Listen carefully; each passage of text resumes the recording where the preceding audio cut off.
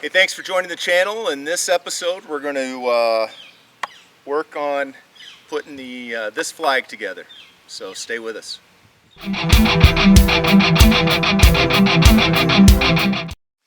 All right, step one in this, if you choose to have a burnt cross, is you're going to want to take your wood and torch it. Now you can just use a handheld torch. I have a bigger one. I do a lot of these, so I have a bigger blow torch. It goes a lot quicker and I think a little smoother. But ultimately, if you don't want it burnt, then you can skip this step. But what we're using here is I need two 1x2s. These are often referred to as furring strips. If you can't find 1x2s or don't want to use 1x2s, you can use any 1x material. Keep in mind 1x material is really 3/4 inch thick, and you want these ripped at 1.5 inches by 8 feet. So we've got two 3/4 inch thick, 1.5 inch wide by 8 foot pieces of wood, and we're actually going to have a little bit extra here, but we need some backer woods. So let's get to step one. So again, you can use just a little regular hand torch here if you want to torch your wood. Works great.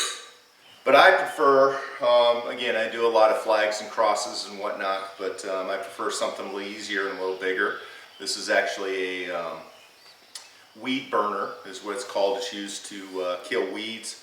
I've got it hooked up to a propane tank. You just light it, and we're just going to pour some wood.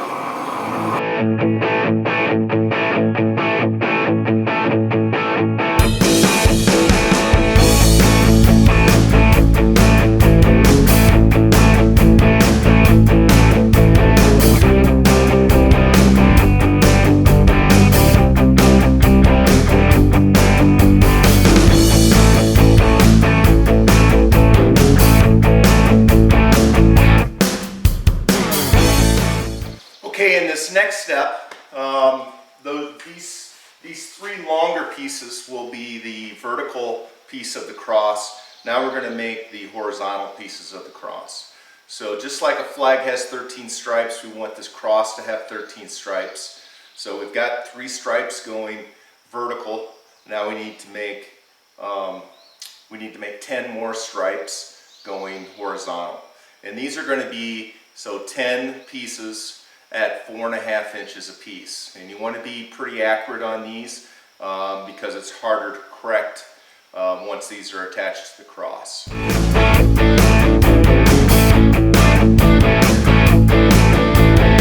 Okay, in this step, I've got my 3 long 37-inch boards here. Two of them, the 2 outside ones, are going to be white. The one in the middle is going to be red. However, on the 2 right-hand side, so the middle one and the one on the right-hand side, I want the union to be partially on this one. And when I say union, it's where the stars go. It's the blue part and where the stars go. And so I'm just going to take this one on the left, put it off to the side.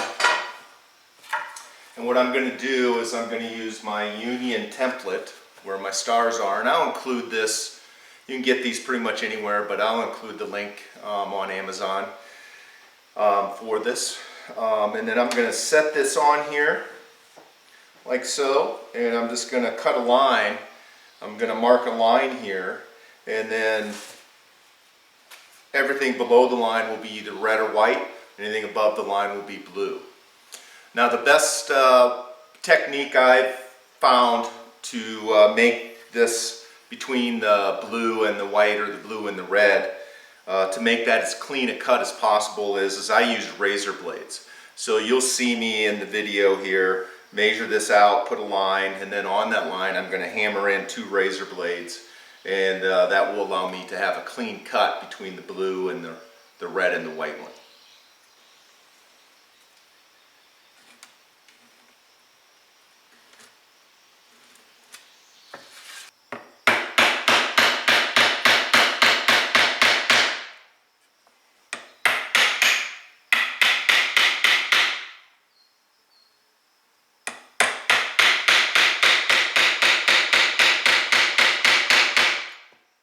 Okay, at this stage we've got our razor blades cut here for our union. So I'm going to do the blue stain. This whole process is about staining. So I use a min wax at any of the box stores or in your hardware stores, and I use a navy blue formula, navy blue min wax, and it works really well. So that's what we're going to do is stain our blue here. You can brush this on, you can wipe it on with a rag, but if you do brush it on, you're going to want to wipe it off so it dries. Ultimately, what we're going to do is our two union areas on our long pieces, and then 5 of the little pieces, the 4.5-inch pieces that we cut, I'm going to stain those navy.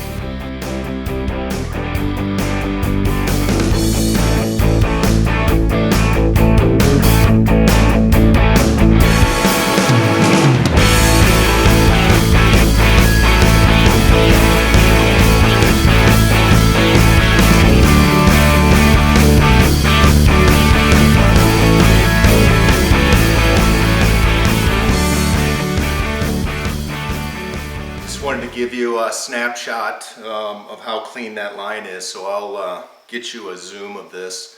But you know, with that razor blade, it really keeps the blue from blending in with the white in this case, and the red one will look just as clean. So can't take credit for that tip. I got it off YouTube. However, it works really well.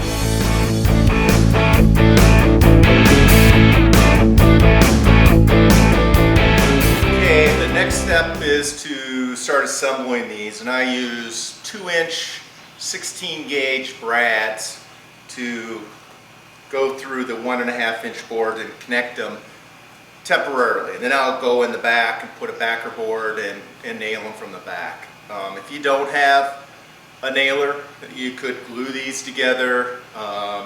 You could not glue them together and just use the backer board. But I found that you know, nailing these gives me a little bit of security that they're as tight as they're going to be. It allows me to move them around and get the lines perfect and whatnot. So that's what you're going to see in this demonstration. The cross is going to be like this, so it's white. You know, I'm just looking at the 37-inch stripe so far, but you've got 2 pieces of union here, one white, one red, and then one full white strip.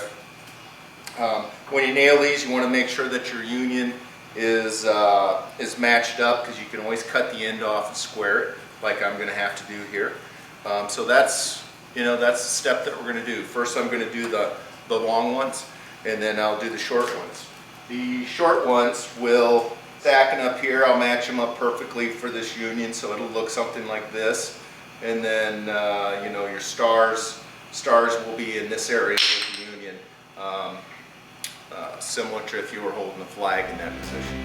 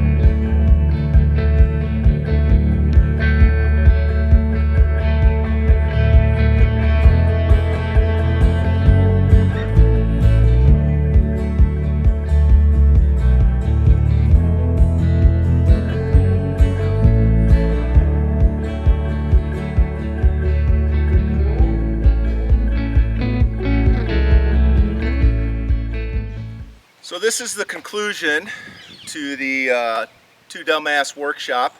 Flag turned out really good, happy with it, and I'm going to put some trim on it. You don't have to put trim on it, but I'm going to. And yeah, nice easy project. If you have any questions or concerns or comments, put them down below here. We would love to hear from you.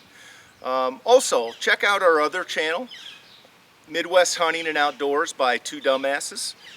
We've got a lot of episodes there if you're into outdoor stuff or farm stuff or non-urban stuff, projects, whatever. We would appreciate you checking it out and subscribing if we earn your trust. Thanks for watching.